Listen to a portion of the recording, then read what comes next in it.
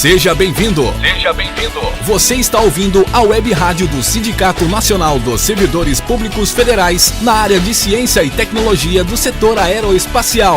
Web Rádio CT. Web Rádio CT. Web Rádio CT. A partir de agora você vai ouvir pela Web Rádio CT o programa Clique Jornal. Dinâmico e inteligente. Clique Jornal.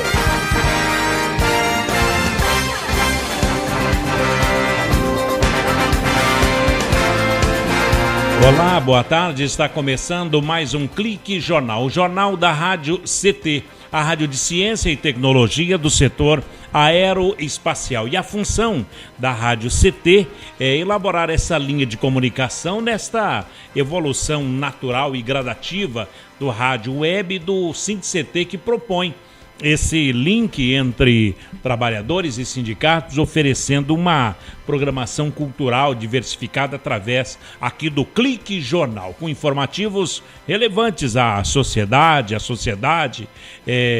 como uma prestação de serviços à população no mais eficaz sentido funcional da comunicação e, é claro, com essa facilidade de alcance garantida pela evolução tecnológica e percebendo a importância da comunicação como ferramenta necessária para informar, disseminar e difundir as lutas da sociedade e do sindicato. Este é o Clique Jornal. Entrevistas, informações, música, cidadania, direito e denúncias também. Entrevistado de hoje, nosso convidado e por muito tempo aguardado para falar com vocês aqui no Clique Jornal, é o jornalista e ex-vereador aqui de São José dos Campos, Luiz Paulo Costa. O Luiz Paulo Costa, que recentemente esteve na Comissão da Verdade, vai falar um pouco sobre a Comissão da Verdade, sobre a Câmara no Banco dos Réus e da Rádio de Ondas Tropicais do INPE, aonde ele esteve em 1964 fazendo comunicação no Centro Técnico de Aeronáutica e no INPE também. Luiz Paulo, boa tarde, Luiz. Boa tarde, Paulo Silva, boa tarde, Chile, boa tarde, Eduardo, nosso sonoplasta. E os internautas, né? São internautas, os que estão acompanhando, né? São ouvintes internautas, né? Tudo internauta, né? E é uma satisfação estar aqui nessa emissora de web, né? Principalmente por ela ser da área de ciência e tecnologia, onde eu também sou integrante, certo? Eu também tenho a minha história também na área de ciência e tecnologia. Ô Luiz Paulo, começando lá em 1964, você era funcionário ou servia no CTA aqui de São José? Naquela época você sabe que a gente começava a trabalhar muito cedo, né? Até porque as famílias precisavam também de que a gente tivesse uma ocupação e não fosse um peso, né, para as famílias que viviam com mais dificuldade, né? Então eu fiz um processo seletivo no CTA, isso por volta de 1957, 58, por aí, e acabei passando nesse processo seletivo no Departamento de Publicações. O Departamento de Publicações era a gráfica do CTA, e é até hoje, certo? O CTA é um Centro Técnico de Aeronáutica, né, que envolve, certo, o ITA, o Instituto Tecnológico de Aeronáutica, né, o IPD, Instituto de Pesquisa e Desenvolvimento, onde nasceu inclusive o avião Bandeirantes, e também o IFI, que é o Instituto de Fomento e Coordenação Industrial, né, que faz vamos dizer assim, o transporte, certo, dos projetos desenvolvidos, certo, pela área de ensino e desenvolvimento tecnológico para a produção, para a indústria. E estão até hoje. Esse tripé, funciona até hoje no CTA, que hoje é DCTA, né? Departamento de Ciência e Tecnologia Aeroespacial, que vamos dizer assim, um degrau acima do que seria a direção do CTA na época, certo? Em cima do CTA tinha o DEPED, que era o Departamento de Pesquisa e Desenvolvimento, certo? O DEPED mandava no CTA, né? Que era, vamos dizer assim, na escala do Ministério da Aeronáutica. Mas hoje é o DCTA, então a direção do que era o antigo DEPED está hoje em São José dos Campos, e os institutos hoje se elevaram, né, tanto o ITA como o IPD, como o IFI, o IAE e tudo mais, eles elevaram de nível. Né? Eles estão no nível que era o CTA antigamente. Né? Quer dizer, hoje eles têm, inclusive, CNPJ, tudo mais, certo? Quer dizer, eles têm mais autonomia do que tinham na época do CTA. Mas eu prestei essa seleção lá, esse processo seletivo, né? Até porque a minha tia era enfermeira do posto médico do CTA. Mas foi um QI Erundina, na época? Foi um QI na época? Não, ela que me informou que ia ter essa seleção. Certo? Então, me interessa, né? Porque eu estava com 15 anos, certo? 15 anos. Era um menino ainda, que foi para o setor gráfico. E eu disse, isso me interessa e vou fazer esse processo seletivo. Fui lá, na época eu tinha feito curso de datilografia, né? Não tinha esse negócio de digitação, né? Não tinha computador nem nada, era máquina de datilografia mesmo, né? Era o Olivetti, a Hamilton e tal. E eu fiz, eu batia bem a máquina. Então fui lá, fiz o teste lá e passei como datilógrafo, né? Escrevente datilógrafo, né?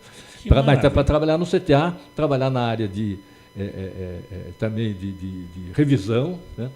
Ajudar o Zé Castro de Santos, que era um revisor lá e era também pau para toda a obra no CTA, e também para fazer os estêncios dos professores do ITA. Né? Eu que batia os estêncios, né, para serem rodados no mimeógrafo. No mimeógrafo. Né? A álcool ainda? Não, lá era tinta. Era tinta? Né? Depois é que veio a álcool. A álcool, exatamente. Mas era tinta mesmo. Né? E o coitado do Joé Baixa, que era que operava o programa, ele vivia coberto de tinta. Eu não sabia nem como aquelas folhas que ele dizia saíam realmente sem ser manchadas. Né? Mas eu fazia as apostilas e fazia também os desenhos. Eu também tinha alguma coisa, conhecimento de desenho técnico, então eu fazia também os desenhos. Em algumas apostilas complicadas. Por exemplo, a apostila do professor Nepomuceno. O professor Nepomuceno era o primeiro professor do Brasil em acústica. Né? Quando ninguém falava quase em acústica... Ele já era uma autoridade. Ele já era uma autoridade, inclusive com renome até internacional. E ele era professor do ITA, fazia umas apostilas que eram complicadíssimas. Você tinha que fazer aqui toda aquela... E você desenvolvia os desenhos para as apostilas, das apostilas do professor Nepomuceno, mas com 15 anos? Isso, 15 para 16 anos, né? Eu comecei lá 15 para 16 anos. Evidentemente que eu fui pegando traquejo na coisa, fui fazendo e tal, e fui me envolvendo naquela coisa, né? Mas trabalhava desde a produção, vou dizer assim, até mesmo no acabamento. Quando precisava lá fazer acabamento de fazer a montagem das apostilas, era eu também que estava lá montando as Luiz Paulo, apostilas. e foram quantos anos de CTA? Daí eu fiquei ali, quer dizer, daí da publicações, eu me envolvi, comecei a me envolver um pouco já com uma questão de imprensa, né? Porque escrevia bem, desenhava bem e era bem articulado. Justamente, daí o Zé Castro de Santos, que eu trabalhava junto comigo, foi para o Departamento de Relações Públicas do CTA. E acabou sendo, inclusive, chefe do Departamento de Relações Públicas do CTA. Mas, como ele foi para lá, ele falou, por que você não vem trabalhar aqui comigo? Daí eu pensei, vou trabalhar com você. José Cássio de Santos. De Santos. Já falecido há tempos atrás, né? Mas ele foi professor de inglês no Olavo Bilac, em São José dos Campos. E te ensinou muito, não? Foi muito, muito. E ele era atleta, inclusive, ele era lançador de disco. Fazia lançamento de disco, era um dos campeões aqui de São José dos Campos, né, nessa modalidade de atletismo. Né? E eu fui para o CTA e passei a ser noticiarista. Eu fazia a cobertura jornalística do CASD, que era o Centro Acadêmico Santos Dumont, dos alunos do ITA, do Instituto Tecnológico da Foi a primeira fase do CASD, né? Porque o CASD teve 2 fases, né? Era, ali em 59, 60, 61, eu estava já no Departamento de Relações Públicas, em 61, 62 já estava trabalhando lá na Relações Públicas. Noticiarista. Como noticiarista. Agora, então, mas noticiarista do que lá? Tinha uma emissora de rádio? Não. Como seria? Primeiro era noticiário, eu pegava a notícia, do CASE, principalmente do departamento cultural, que tinha N atividades. Né? Desenvolvia teatro, cinema, ciclos de cinema, teatro, os principais lançamentos de teatro, do Teatro Opinião, do Oficina de São Paulo, acontecia no CTA, no Cine Teatro do CTA. Né? Eles primeiro faziam uma pré-estreia aqui, para depois começar a temporada em São Paulo. Né? E isso eu noticiava na imprensa, quer dizer, eu mesmo fazia notícia. Fazia os boletins? E como, Release, né? E como eu fazia os pré-releases, né? E como eu morava na cidade, eu mesmo trazia para a cidade para distribuir, entregar para os jornais, para entregar para as rádios, né? Para a Rádio Clube, para o Jornal Vale Paraibano, né? Para o Jornal Correio da Manhã, para o Diário de São José. Né? Porque a gente faz por e-mail. Vem depois. O que a gente faz hoje por e-mail, você entregava em mãos. Não tinha e-mail. Né? E eu tinha que bater na máquina de escrever, né? com carbono. Eu fazia aquele carbono, então era um papel de seda, né? Papel de seda, que eu colocava 5 ou 6 cópias, né? E batia, daí eu tinha que bater com força mesmo. Porque não tinha xerox. A primeira até cortava, por causa do chumbo do tipo. E dali eu destacava e levava, trazia para a cidade. Quer dizer, e com isso eu tomei muito contato com a imprensa de São José dos Campos, né? Então, a Rádio Piratininga, né? Tinha a Rádio Clube, mas tinha também a Piratininga, logo depois, o Jornal Vale Paraibano, o Correio da Manhã, o Diário de São José dos Campos, do Neném Cursino, enfim, levava para esses jornais e, com isso, eu me envolvi muito com a imprensa, né? E comecei até a fazer alguns etiquetas, né? Para publicar na imprensa, tal, aquela coisa toda. Né? E no CTA, como eu fazia a cobertura do CASD, das atividades do CASD, o departamento de divulgação, que num período foi dirigido pelo iteano Ezequiel Dias, eu me tornei muito amigo dele, e ele me convidou para tomar conta da RUSD, que era Rádio Universitária Santos Dumont, que era um prefixo em ondas curtas, que transmitia de um estúdio e de um transmissor que funcionava numa dependência junto ao H8, que era o alojamento dos alunos do ITA, né, mas independente. Mas né? ainda é lá o H8. Ainda é, né? O H8. Ainda é H8. Mas ali era meio ao lado do H8, tinha o transmissor, e no H8 tinha lá um estúdio montado, né, e eu fui para lá, né, até para ganhar uns cascaios a mais, porque o salário era baixo. O seu primeiro contato com o microfone foi no RUSD? Foi na RUSD. Foi na Rádio Universitária Santos Dumont. E ali eu fazia tudo, quer dizer, eu fazia a programação, né? Eu escolhi os discos todos para serem executados, né? Eu fazia a sonoplastia, né? Colocava os discos, e também fazia a locução. Nossa. A gente, inclusive, tinha uns cartões que a gente preparava e tinha que ser, o locutor tinha que falar em português e em inglês. Por quê?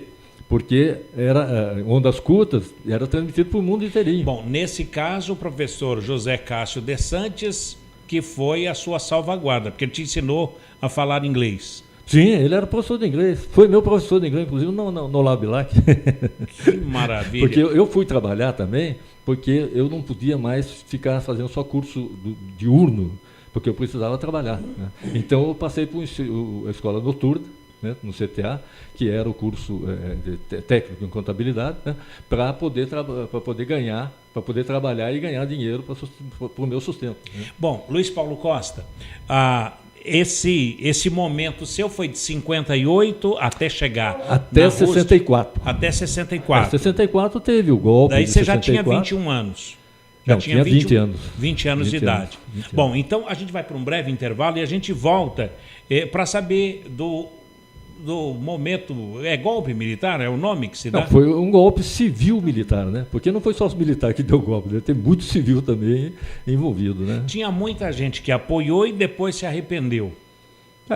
Teve de tudo, né? A gente fala daqui a pouco, o jovem de 20 anos, jornalista já ou não? Ou radialista? Não, era só radialista e que estava me envolvendo no jornalismo, que eu passei depois a ser realmente, inclusive profissionalmente. Né? Bom, então daqui a pouco o Luiz Paulo Costa fala do golpe militar de 1964 na Rádio CT, um instante só.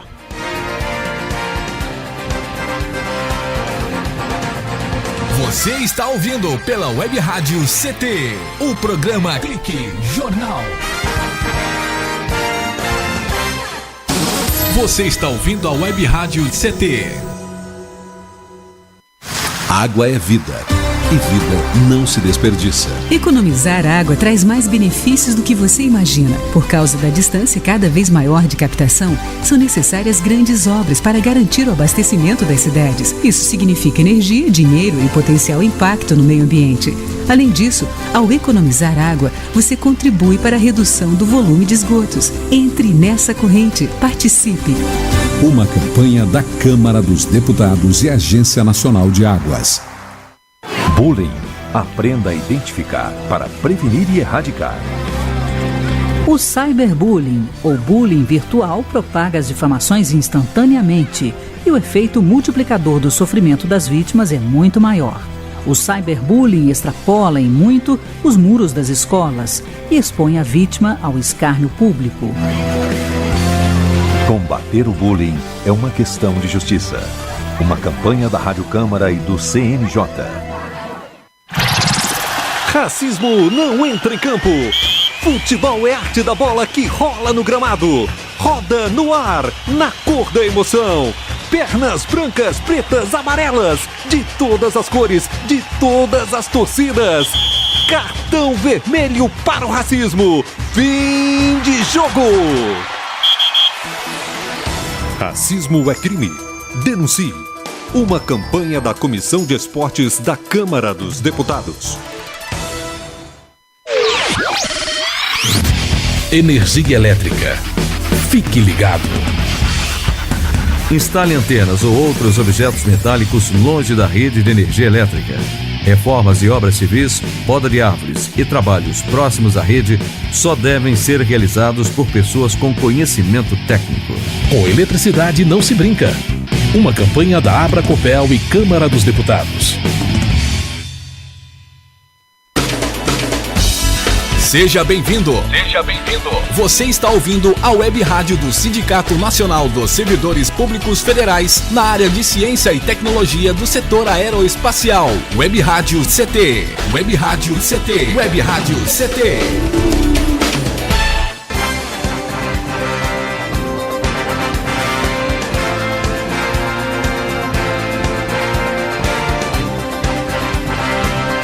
De volta aqui no Clique Jornal, o jornal da Rádio CT, e hoje o jornalista Luiz Paulo Costa, aqui de São José dos Campos, ex-vereador por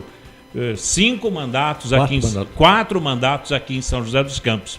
Bom, e já a gente fala da vida política do vereador Luiz Paulo Costa. Bom, Luiz Paulo Costa, você falou aí do INPE, do DCTA, do CTA, registrar a presença, já está aqui na nossa tela, que estão nos ouvindo lá no INPE, DCTA, os funcionários, os cientistas também do INPE aqui de São José dos Campos. CPTEC de Cachoeira Paulista acompanhando, CTI em Campinas, que é o Centro Tecnológico de Informação Renato Archer, a CLBI em Natal, no Rio Grande do Norte, que é o Centro de Lançamento da Barreira do Inferno, a CLA em Alcântara, no Maranhão, Centro de Lançamento de Alcântara, nos ouvindo neste momento, o Centro de Previsão de Tempo e Estudos Climáticos de Santa Maria, lá no Rio Grande do Sul, também acompanhando esse bate-papo, e a Unidade Regional do Centro-Oeste Brasileiro, lá na Avenida, mandaram até o endereço aqui, olha, na Avenida, deixa eu acompanhar aqui pela tela,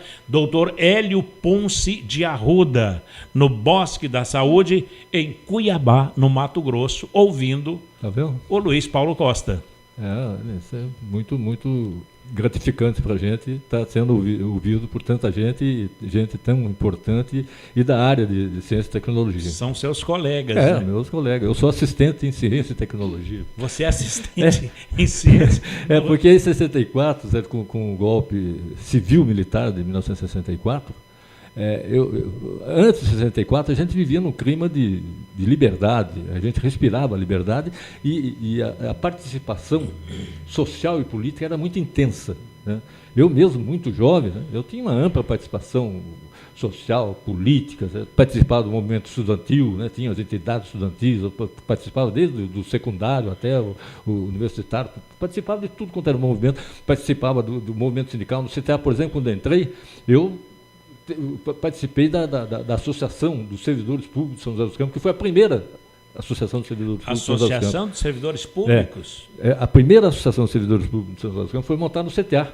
Né? Nossa, que foi legal. montada no CTA e eu, quando entrei, ela já estava assim, embrionariamente funcionando, e eu peguei e comecei a participar também. Eu fazia as atas da associação, até acabei virando um secretário dessa associação. Né?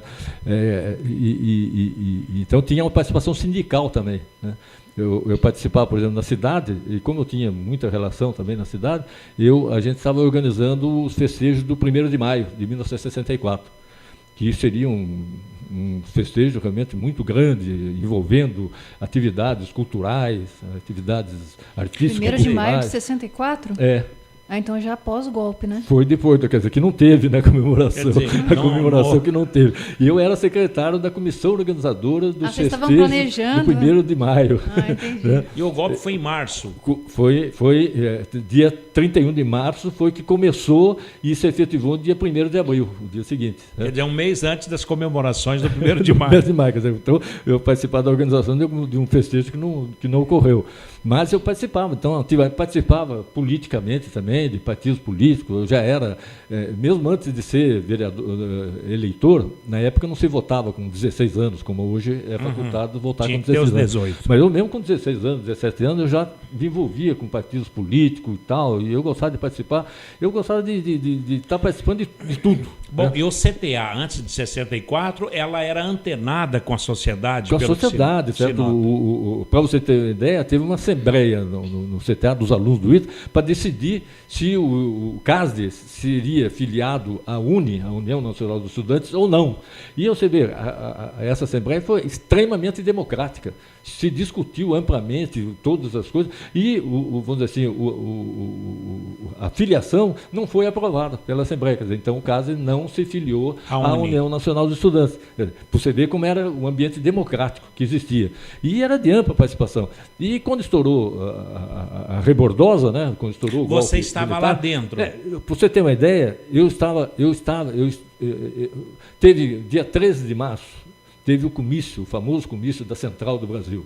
Né? Lá no Rio de Janeiro. No Rio de Janeiro, em que o presidente João Goulart anunciou as reformas de base que já vinham sendo implementadas, algumas já têm até sido aprovadas no Congresso Nacional, mas ele anunciou uma série de desapropriações nas margens das ferrovias para realmente alavancar a reforma agrária, essa coisa toda. Né? Esse comício foi famoso, teve 100, 150, uns falam até em 200 mil pessoas. Né? Eu assisti pela televisão, né? Mas existia até trem, certo, circulando para levar pessoas a esse comício. Quando, no dia 19 de março, eu estava em São Paulo, participando de uma pré-reunião para a formação da Confederação Nacional dos Servidores Públicos, como representante da Associação de Servidores Públicos de São José dos Campos. Né? E estavam lá participando quando teve a Marcha da Família com Deus pela Liberdade, que foi uma reação a esse comício do 13 de março, certo? Na Central do Brasil, certo? Em São Paulo.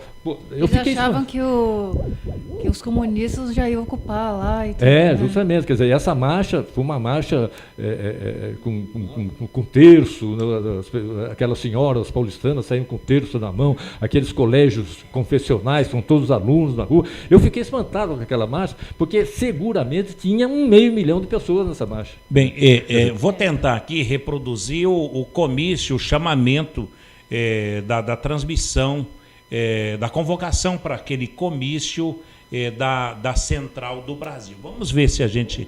Então, ao comício das reformas com Jango, dia 13, sexta-feira, às 17h30, em frente à Central do Brasil. Vamos ver se a gente... Comício das reformas com Jango, dia 13, sexta-feira... Bem, Luiz Paulo, tá aí.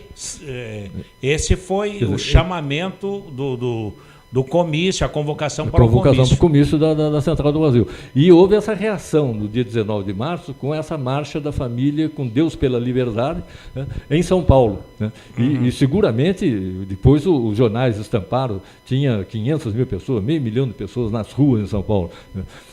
E eu fiquei espantado porque eu estava lá, evidentemente que essa reunião nossa da Confederação, para montar a Confederação Nacional dos Servidores Públicos, ela não chegou nem a quase terminar. Né? A gente teve que desmanchar ela e eu tinha que voltar para São José dos Campos. Mas eu via passar aquela multidão de pessoas, certo? E atrás, certo? E atrás haviam manifestações contra a marcha, certo? Só que os manifestantes subiam nos banquinhos para fazer discurso, mas vinha a cavalaria, rapaz, vinha a cavalaria e sentava o pau. Eu fiquei apavorado, né, com aquele negócio todo, saí correndo ali no centro histórico de Barão de Itapetininga, ali em São Paulo, naquele centro de São Paulo. Eu fiquei apavorado, entrei no edifício que tinha uma porta aberta lá, eu entrei para fugir da cavalaria, né? A cavalaria estava...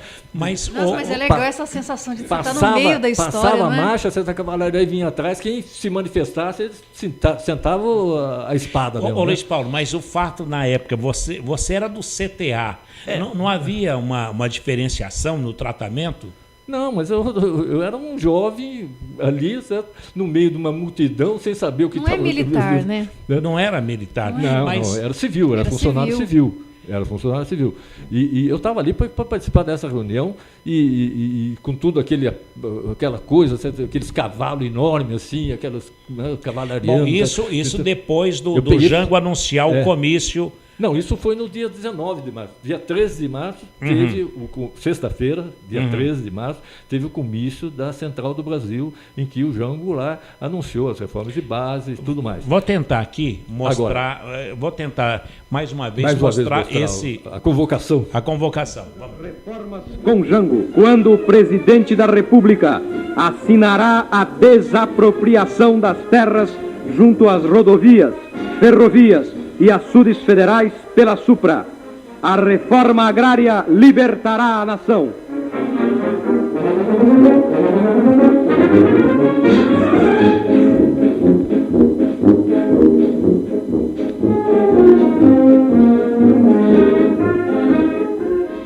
Bem, esse momento você acompanhou pelo rádio? Eu acompanhei pela televisão. Pela TV na época? Foi transmitido até pela televisão. Na época era preto e branco, né? Televisão preto e branco, mas era televisão. Né? Aí você foi para São Paulo, uma reunião Depois sindical. Eu fui no dia 19 nessa reunião que foi justamente no dia em que saiu a marcha da família com Deus pela Liberdade. Eu apavorado, entrei num edifício assim, né? Eu peguei o elevador, aquele elevador, um edifício antigo, certo? De gradinha ainda, certo? Eu disse, eu quero subir. O sanfonado. Sanfonado, quero subir, né? Porque de repente esse pessoal da cavalaria você pensou entra na hora? aqui, né? Que era? Eu tentei fugir do negócio. Você não sabia da convocação? Não, da marcha? Não, eu peguei a marcha lá em São Paulo, né? A marcha passando por cima de mim. Nossa. Agora, quando eu subi lá em cima, eu fiquei lá em cima, quando eu cheguei no topo do edifício, né? Olhou para baixo. Eu fui olhar para baixo, aquela multidão lá, certo? Passando, certo? De repente, eu vejo um cara pegando uma máquina de escrever, certo? E jogando lá de cima para baixo. Em cima do. Eles vão subir aqui agora. Em cima da cavalaria. Em cima da cavalaria. Eu disse, putz, eu estou em edifício errado, deixa eu descer correndo aqui, porque o soldado veio entrar aqui e vai prender todo mundo.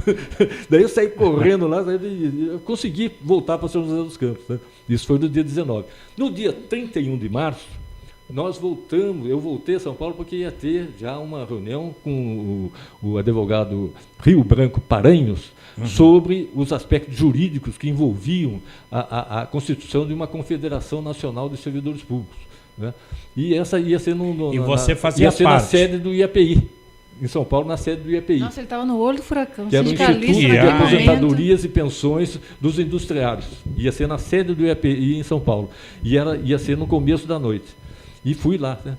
Quando nós estamos na reunião lá, um cara estava com o rádio lá ligado, disse assim, olha, o Magalhães Pinto acaba de declarar Minas Gerais como território livre, independente, e nomeou um secretariado a nível de ministério. Né? E olha, e o negócio está feio. As tropas já estão, o general Olímpio Mourão Filho já está se preparando para sair com a tropa em direção ao Rio de Janeiro.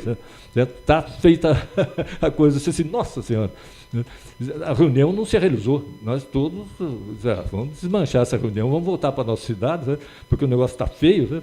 E estava chovendo em São Paulo, chovia muito, certo? E de noite, aquela chuva toda, eu tinha que sair ali do EPI e ir até a Estação da Luz lá.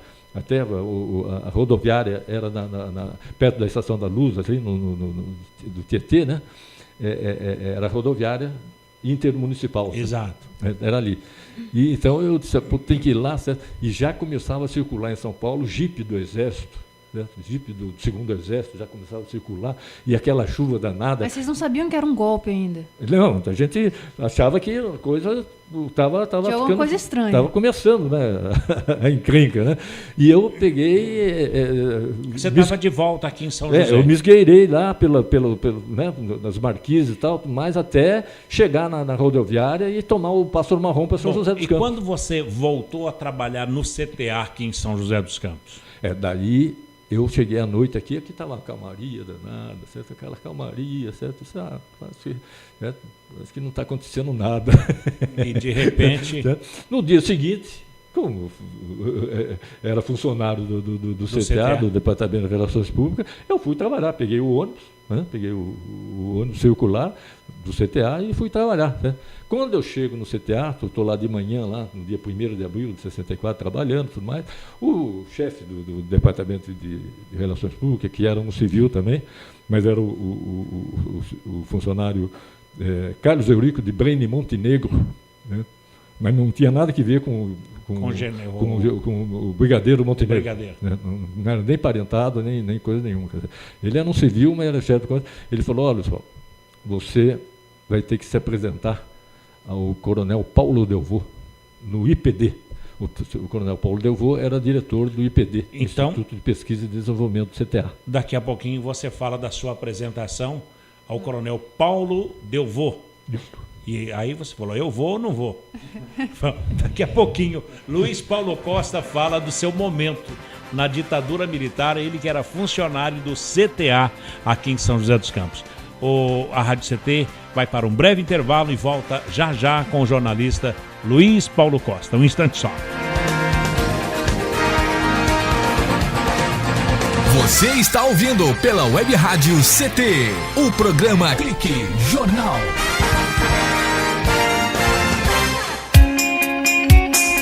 Você está ouvindo a Web Rádio CT. Web Rádio CT.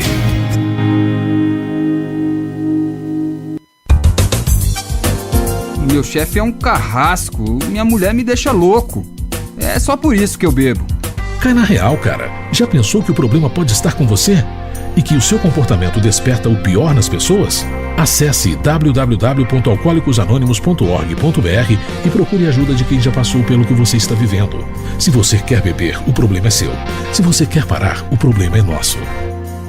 Uma campanha da Câmara dos Deputados e do AA. Pedofilia não é brincadeira, é crime. O pedófilo costuma ser uma pessoa acima de qualquer suspeita, o que facilita sua atuação. Existem casos em que o encontro pessoal pode terminar em violência física ou sexual. Diante do computador, todo cuidado é pouco. Fique atento. Internet segura é mais que um jogo, é a sua vida. Uma campanha da Polícia Federal e Câmara dos Deputados. Energia elétrica. Fique ligado. Algumas medidas simples podem prevenir acidentes elétricos. Evite o uso de benjamins ou T's. Eles causam sobrecarga. Prefira sempre instalar mais tomadas. Instale também o fio terra em interruptor diferencial residual DR. Eles protegem sua família contra choques elétricos. Com eletricidade não se brinca. Uma campanha da Abracopel e Câmara dos Deputados.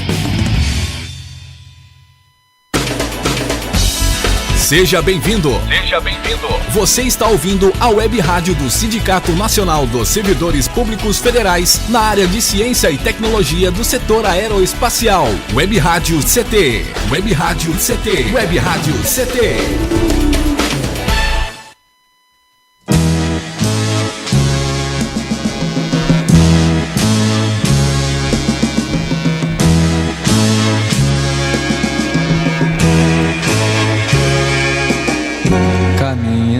Contra o vento, sem lenço, sem documento, no sol de quase dezembro, eu vou. De volta aqui no Clique jornal com o jornalista Luiz Paulo Costa, que foi ter lá com o coronel Paulo Delvaux essa música, 1964. Não, isso é posterior. Foi posterior, não é? Mas é a que retrata... retrata bem, sim. Retrata bem o que passou. Como o hino realmente de 68, pelo menos, era o Caminhando do Geraldo Vandré. Geraldo Vandré. Eu falei de flores, né? Que foi exilado no Paraguai. Justamente. Olha, foi Mas o exílio eu estava mais contando simples que tinha. eu me apresentei ao coronel Paulo Delvaux. Ele me recebeu muito bem, eu me senti, não estava me sentindo à vontade, mas ele me recebeu bem, disse assim, não, você fica por aqui e tal. Você disse, mas onde que eu vou trabalhar? Então, não, você fica aqui, a minha secretária está aí, qualquer coisa que você precisar, fale com ela e tal. E ele estava muito atarefado também, saiu já, né? Daí eu vou na lanchonete lá para tomar um café, né? Eu perguntei para a secretária, onde tem uma lanchonete para tomar um cafezinho? Tem lá tal. Eu na época fumava, né? Depois parei de fumar, mas na época eu fumava, então eu tomar um café para fumar um cigarrinho. Daí fui na lanchonete lá, só tinha um capitão lá, esbravejando. Esses golpistas não vão... nós não vamos deixar que eles assumam isso aqui, que não sei o quê, querem dar o golpe, não sei o quê, Ele falando dos comunistas. Não, ele falando contra o golpe, contra os militares que estavam querendo dar o golpe. Era porque já estava, a tropa já estava na rua do Olímpico Mourão, do General Guedes e tudo mais, lá de Minas, já descendo para o Rio. E no Rio também estava fervendo a coisa, né? O Lacerda, que era o principal líder do golpe, né? O governador da Guanabara, né? Estava lá na Guanabara, disse assim, Almirante Uragão, vem aqui, venha me enfrentar. E ele de metralhadora na mão, né? Com aquele na rádio lá, né? Porque tinha uma rádio que era a rádio da cadeia da legalidade, que estava querendo retomar, que era ainda fiel ao Jango, certo? E tinha a rádio do golpe, né? E ele lá, então eu fiquei apavorado com esse capitão, porque eu pensei que ele fosse provocador até, né? Depois, mais tarde, tudo, eu fiquei sabendo que não, era o capitão João Carlos Martins, que acabou sendo o protagonista da única resistência no CTA. Ele pegou um avião, um Beechcraft, e colocou na cabeceira da pista e com uma tripulação tentou ir para o Rio Grande do Sul, onde havia alguma esperança de resistência, né? Mas quando ele chegou lá já não tinha mais resistência, ele acabou sendo preso e tudo mais, né? Não houve consequência maior do que isso. Mas eu fiquei apavorado, assim, nossa senhora. E eu soube que alunos do ITA já estavam começando a ser presos, né? Quando eu saí do Departamento de Relações Públicas para ir para o IPD, um ex-presidente do CASD, o Becker, o Oscar Becker, ele saiu do gabinete do diretor-geral do CTA, que era o brigadeiro Montenegro, Casimiro Montenegro Filho, esbravejando e tal, pegou o fusquinha dele, saiu cantando o pneu, disse assim, nossa, o negócio está feio, o negócio por aqui está feio. E eu peguei, certo? Voltei para casa à tarde, né? Disse assim, e em casa também um ambiente dos meus pais, está tudo apavorado, disse assim, olha, Paulo, veio aqui uma sua tia aqui, dizendo que lá na igreja estão falando que o seu nome está na lista do DOPS, que o DOPS vão prender você e não sei o quê, papapá. Então, olha, é melhor você ficar uns dias, certo? Não ir trabalhar, certo? Até para ver como é que fica esse negócio. Eu disse assim, realmente, então tudo bem, certo? Daí, Luiz eu Paulo, fiquei uns dias fora, certo? Mas depois eu vi assim, não adianta eu ficar fora disso aqui, certo? Porque eu tenho que enfrentar esse negócio. Bom, daí eu voltei para o CTA. Certo? Quando eu voltei para o CTA, e voltei. Mas depois de quantos dias fora? Alguns dias fora, certo? Uma semana, mais ou menos? Por aí. Eu voltei para o CTA, certo? E me representei lá, disse assim, olha, eu estive fora aí, tive alguns problemas, tal, tá? Então eu estava esperando passar essa rebordosa aí, né? Mas o negócio parece que não passa, né? Então eu estou aqui e tal, certo? Daí você fala, não tem problema, não, certo? Fica na sua casa lá que qualquer coisa a gente chama você. Né? No dia seguinte apareceu a Kombi do CTA, né? Na sua casa, na Vila Maria? Era na Coronel Monteiro, ao lado do cemitério municipal. Apareceu a Kombi lá e o sargento lá, o Bosco, certo? Falou assim, olha, você tem que ir para o CTA, né? Arruma sua coisa aí, certo? Que você tem que ir para o CTA. Né? Daí eu arrumei as minhas coisas, estou lá e fui para o CTA. Chegou no CTA, me levaram para o CPUR, tinha lá um quartinho lá no CPUS, assim, você vai ficar essa noite aqui e amanhã cedo você vai ser levado para a base aérea de Santos. Poxa vida, Luiz Paulo. Nessa época, fala-se que não importava a coloração política, bastava questionar para ser considerado um inimigo. Você passou a ser um inimigo? Eu pensei que fosse por toda a atuação minha, né? Eu tinha uma atuação e tudo mais, né? Mas durante o IPM, que era o Inquérito Policial Militar, né? Comandado lá pelo capitão Melo, Francisco Renato de Melo, que é um capitão aviador, né? Eu fiquei sabendo que o negócio era o CTA ali mesmo, o problema dos alunos do ITA, certo? Eles queriam pegar os alunos do ITA mesmo, mas pegaram professores, pegaram funcionários, né? Isso tudo para fazer um caldo de mas a sua porque além de mim, estavam presos, estavam presos professores do ITA, estavam presos também outros funcionários do CTA, além de alunos do ITA também que foram presos. Luiz Paulo, mas você era funcionário do CTA. Era pelo seu envolvimento na associação dos funcionários públicos? Olha, as perguntas que eu respondi nesse IPM foram só relacionadas lá em Santos ou aqui? Lá em Santos, né? O IPM correu pela base aérea de Santos, o Inquérito Policial Militar. As perguntas eram endereçadas realmente à situação do CTA. Me perguntavam muito se eu tinha alguma relação com militares. Eu não tenho relação, eu sou funcionário civil, quer dizer, eu tenho relação com militar de bom dia, boa tarde, boa noite, né? Eu não tenho relação nenhuma. Sabe? A única relação que eu tenho com militares de São José dos Campos é com o sargento do tiro de guerra, TG-45, que eu fiz o tiro de guerra. Né? E eu discutia muito com o sargento lá, o sargento Dino Américo de Santana. Sabe? Depois eu me tornei inimigo dele, mas a gente... ele era contra o Jango, né? E eu defendia o João Goulart, né? Quer dizer, a gente tinha discussões homéricas, né? Naquela época tinha liberdade, né? Quer dizer, você discutia até com militar e não acontecia nada, quer dizer, você não era preso, né? Só que com o golpe de 64 você acabou sendo preso e respondendo realmente em IPM. Eu fiquei preso. Para encurtar essa história de 64, eu fiquei preso, primeiro incomunicável na base aérea, durante 15 dias, respondendo o IPM, depois me levaram para o navio prisão Raul Soares, que estava ancorado no Porto de Santos. Mas isso sem nenhuma acusação? Eu estava preso. Só por isso. Eu estava preso respondendo, certo? E eles me perguntavam sobre os alunos do ITA, certo? Eles diziam que os alunos do ITA iam explodir o pontilhão do CTA. Eu disse assim, mas explodir por quê? Se você explode o pontilhão, você passa do lado do pontilhão. Então, eu tenho uma desconfiança. Não, é para as tropas assim, as tropas do general, que era o legalista, que era comandante do 6º Henrique, pode ir para São Paulo, para não deixar as tropas do Amaury Cruz ir para o Rio. Você não tem nada disso. Não então, tem mas nada é porque ele tinha contato lá com os alunos, né? Você fazia os materiais jornalísticos do pessoal lá, tinha contato com a imprensa, estava mexendo com questões sindicais. Eles achavam que eu tinha informações, né? Agora, mas naquela época, para você ter uma ideia, eu já até falei, quando eu vinha para cá com você, tinha um aluno do ITA, o Gilvan. O Gilvan tinha um rádio enorme, né? Um rádio, né? Que ele era fanático, de madrugada ele sintonizava estações, né, dos Estados Unidos, do mundo inteirinho, né, e ficava naquele rádio dele lá. Né. Os militares viram aquele negócio, ele com rádio, levaram ele preso, né, porque pensavam que aquilo lá fosse um transmissor, que ele fosse um espião. Naquela época, se você tivesse uma camisa vermelha, você já era preso, né? Tinha o Raimundo Rodrigues Pereira, que era itiano também, e tinha o Kitaara, que morava com ele nesse mesmo alojamento. Né? O Kitaara, ele gostava dessas sardinha em lata. E ele guardava sardinha em lata lá no apartamento dele, que ele à noite às vezes comia sardinha em lata com pão, sei lá. Quando vira aquele monte de latinha... Os militares acharam um monte de latinha lá no apartamento dele, acharam que ele estava estocando sardinhas para fazer, sei lá, guerrilha, revolução.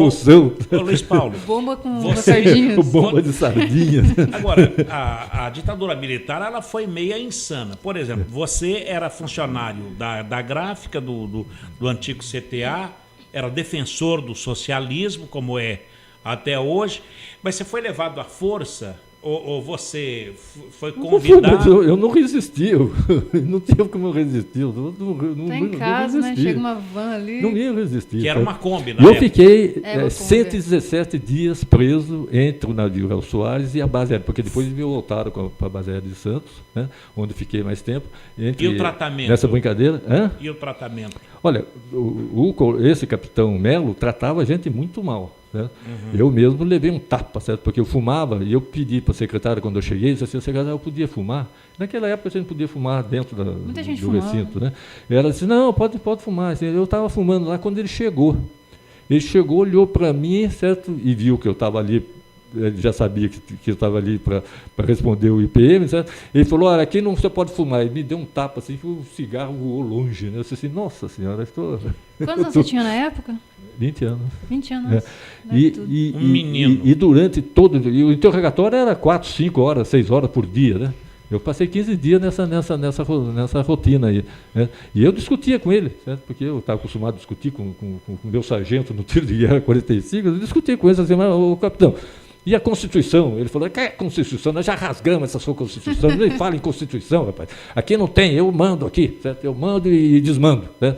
Então você responda o que eu estou perguntando para você. Certo? E saía da sala e deixava eu com o escrivão lá, que era sei lá, um cabo.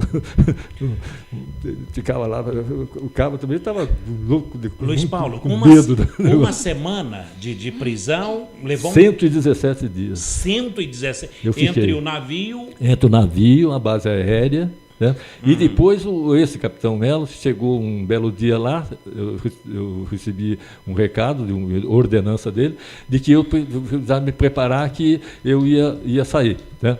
Eu pensei que eu fosse sair, até me deram um diploma lá, os meus companheiros de cárcere, né? Porque lá era um campo de concentração. Certo? Isso não se fala muito, né? Mas fizeram na base aérea de Santos um cercado como essa grade de campo de futebol. Né?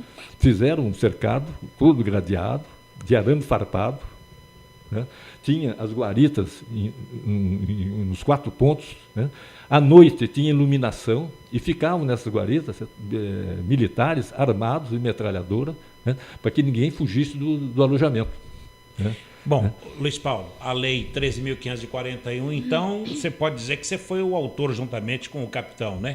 Que a Lei Antifumo do Estado de São Paulo, você foi o primeiro a Lei Antifumo. Agora, ele me pegou juntamente com a Arisa, que estava preso lá também, estava preso no navio Raul Soares, onde eu encontrei com ele, e o capitão colocou a gente numa Kombi e levou para São Paulo e disse assim, poxa, finalmente vão ser libertados. Né? Muito pelo contrário. Pelo contrário, ele deixou a gente na sala do diretor do DOPS em São Paulo. A gente volta. E falou para o diretor do DOPS. Nós já acabamos com ele, já ouvimos ele no inquérito policial militar. Agora, pode trancafiar eles aí e deixar eles mofando aí, né? Porque ninguém vai reclamar por eles. Né? Certo? Porque eu garanto para vocês. Quer dizer, isso é assédio, hein? Agora, vamos para um breve intervalo e a gente volta já, ô Luiz Paulo, para a gente finalizar esse nosso bate-papo, que dá vontade de ficar o dia todo bebendo dessas histórias aí.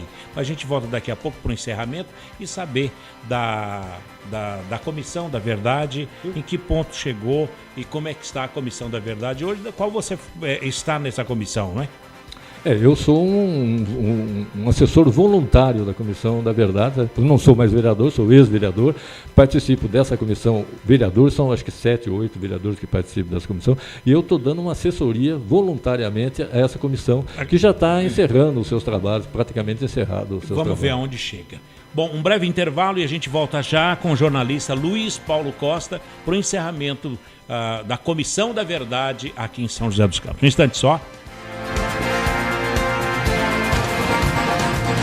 Você está ouvindo pela Web Rádio CT, o programa Clique Jornal. Toda criança tem o direito à vida, à liberdade, à saúde, à assistência, à educação e à proteção. Infelizmente, muitas crianças e adolescentes ainda trabalham em lavouras, carvoarias, olarias, pedreiras, lixões ou nas ruas. Lugar de criança é na escola e na família, para que possa se desenvolver com saúde e dignidade. Participe, diga não ao trabalho infantil. O soro caseiro é muito importante para prevenir a desidratação. A receita é muito simples. Anote. Pegue um copo grande com água fervida ou filtrada. Usando a colher medida do soro caseiro, coloque com o lado maior 2 medidas de açúcar e com o lado menor 1 medida de sal. Mexa bastante e está pronto. Com uma colher, ofereça esse soro para a criança várias vezes ao dia. O soro caseiro pode salvar muitas vidas. Pastoral da Criança, trazendo vida, paz e esperança. Imagine que eu sou o seu voto. Quando eu entro na urna eletrônica, vários recursos de segurança garantem o meu sigilo e impedem qualquer tipo de fraude, como a assinatura digital, a criptografia, os programas auditados e lacrados em sala-cofre e, muito importante, sem nenhuma conexão com a internet. Nela, eu estou guardado a 7 chaves. A urna eletrônica é moderna e rápida. Ela garante o sigilo, a apuração do seu voto e a democracia. TSE, Justiça Eleitoral. Conectada com o mundo. Conectada com o mundo. Web Rádio CT.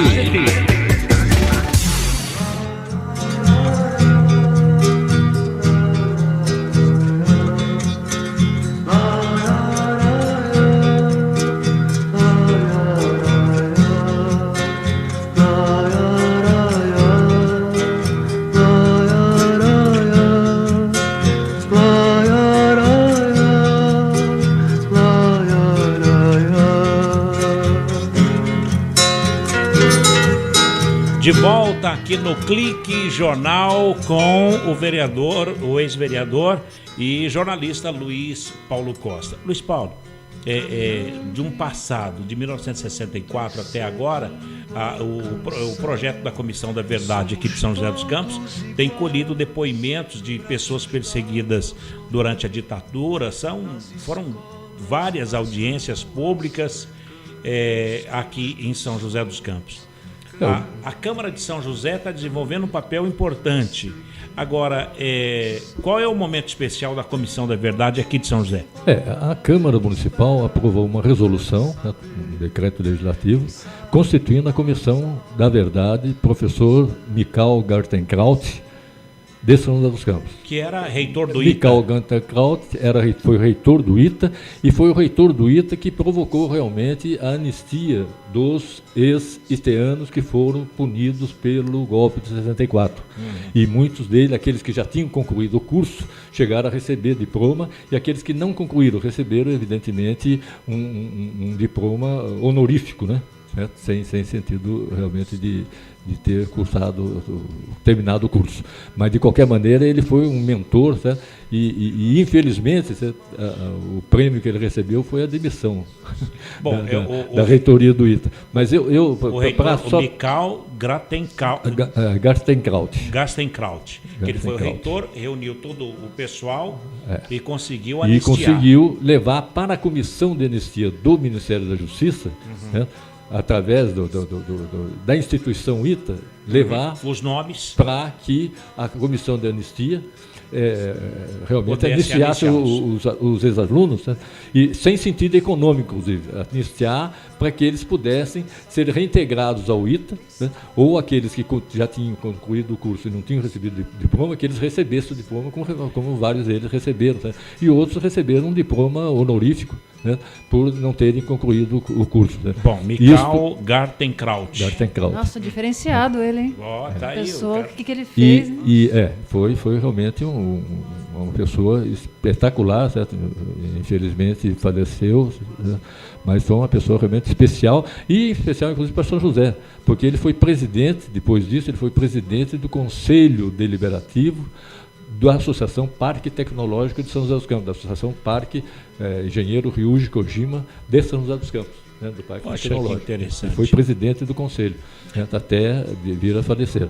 Mas, de qualquer maneira, só completando isso aí, em 79 teve a anistia, né, que foi uma luta do Comitê Brasileiro pela Anistia, e São José dos Campos teve o Comitê Brasileiro pela Anistia, que foi presidido, inclusive, pela arquiteta que, na época, estudante Juana Branco, que era estudante da Faculdade de Arquitetura e Urbanismo, né, e que, infelizmente, veio a falecer, ela que era esposa, inclusive, do prefeito Emanuel Fernandes.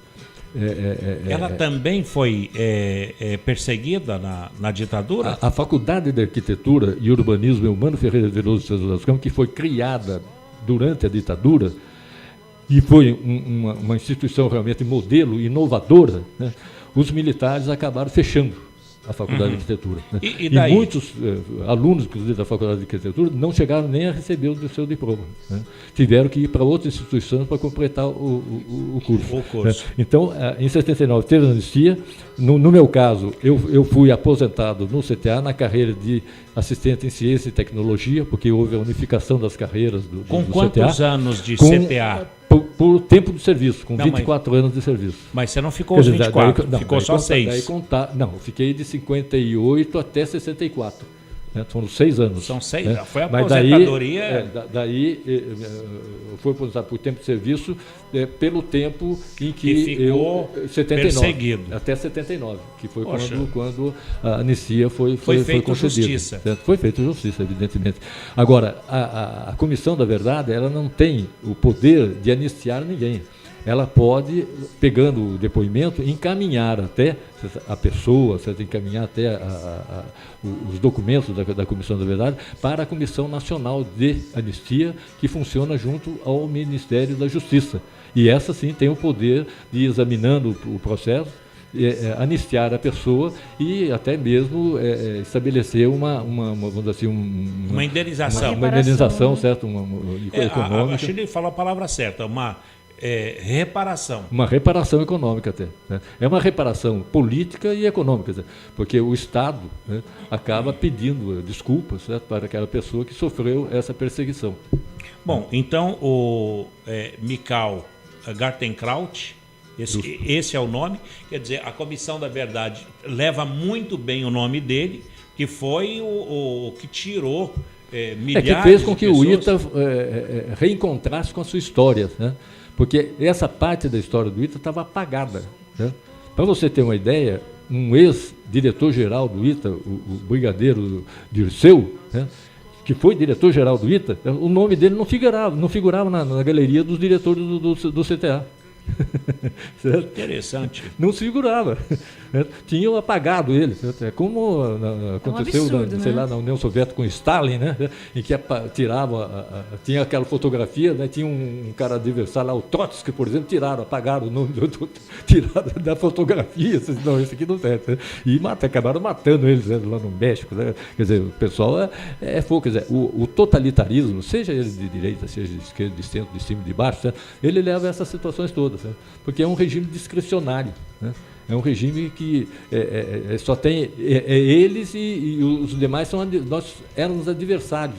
Né? E não só adversários, eram inimigos. Né? Na verdade, éramos inimigos. Né? Eu nunca peguei em arma, nem no tiro de guerra eu dei nenhum tiro. Né? Nunca peguei em arma, não participei de luta armada, participei de luta política, né? Mas acabei sofrendo desde 64, e por causa de 64, acabei sofrendo uma série de prisões, até culminar em 1975, certo? Com eu ser levado para o DOI-CODE em São Paulo, certo? E ser torturado pelas equipes de tortura do DOI-CODE. Quer dizer, quase eles morri queriam lá. Saber alguma coisa. Quase morri, certo? Foi torturado no DOPS? No DOI-CODE, certo? Só não morri porque o jornalista Vladimir Herzog, certo, foi morto, certo, foi assassinado, certo, lá no DOI-CODE, e houve uma grande reação, né, brasileira, certo? Houve uma reação muito grande, né, que foi, pela primeira vez, os jornais começavam a publicar alguma notícia, certo, sobre esses acontecimentos, porque os jornais todos censurados, revistas todos censurados, não se publicava nada do que estava acontecendo no país. Né? Então, foi quando começou a ser vinculada alguma coisa, né? Fizeram um culto ecumênico na Igreja da Sé, em São Paulo, né? Compareceram lá 15, 20 mil pessoas, né? Apesar de todo o cerco. Né? Então, aquilo ali foi que me tirou, porque, quer dizer, porque eu seria fatalmente a próxima assassinado vítima, também. Mas o Luiz Paulo, nós temos um minuto, o Vladimir Herzog, ele saiu da TV Cultura, e foi ele era diretor da TV Cultura, diretor de jornalismo da TV Cultura. A ditadura era insana, então? Justamente. Ela simplesmente, o jornalista foi lá, se apresentou, inclusive. Se apresentou para depor, né, e foi torturado e morto. Foi assassinado. E você... Ainda armaram uma foto, né, em que ele aparece... Está em pé.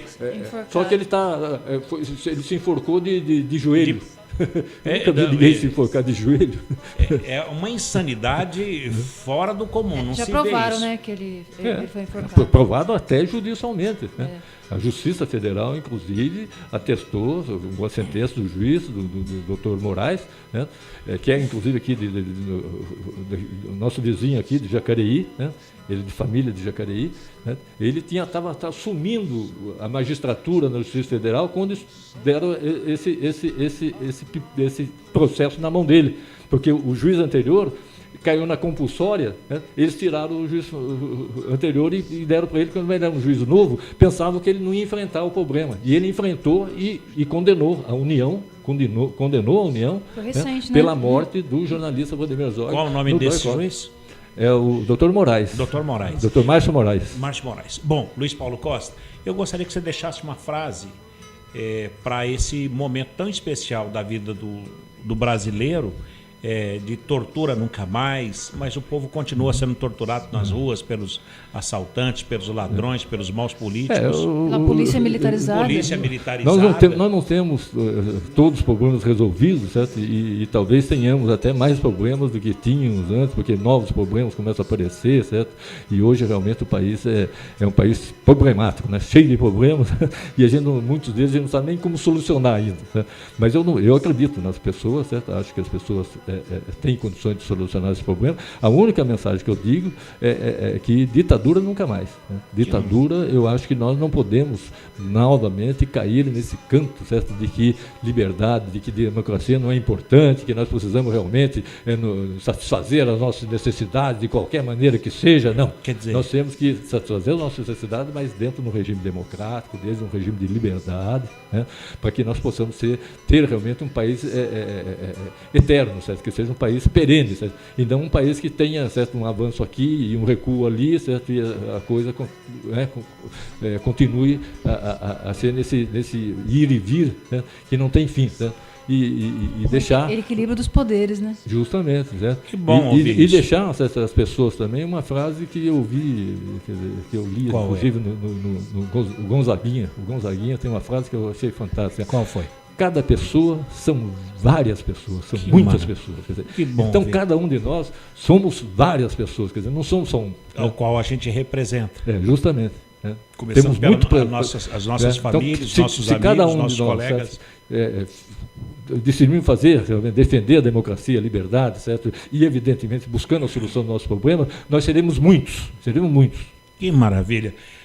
Jornalista Luiz Paulo Costa, muito obrigado pela sua participação e pela entrevista. Um abraço, Luiz Paulo. Obrigado. Um grande abraço a você e a todos os nossos internautas que nos acompanharam até agora. Pelo Brasil afora. Shirley, demos um pulo na história. Nossa, vivemos excelente, né? Um momento muito especial com quem esteve dentro da história da ditadura militar, do golpe de 1964. Vamos embora? Vamos embora. Bem, amigos, por aqui, ponto final em mais um Clique Jornal, com a presença e a participação em entrevista do jornalista Luiz Paulo Costa. A apresentação foi aqui do Paulo Silva, trilha sonora modulada pelo Eduardo Aparecido, a redação foi da minha colega jornalista Shirley Marciano, o nosso presidente, o Ivanil Elisiário, que é o presidente do SINDICT, e o nosso setor de comunicação, Gino Genaro. Obrigado a todos pelo clique, um abraço e até lá. Tchau. Vem, vamos embora, esperar não é saber. Quem sabe faz a hora, não espera acontecer.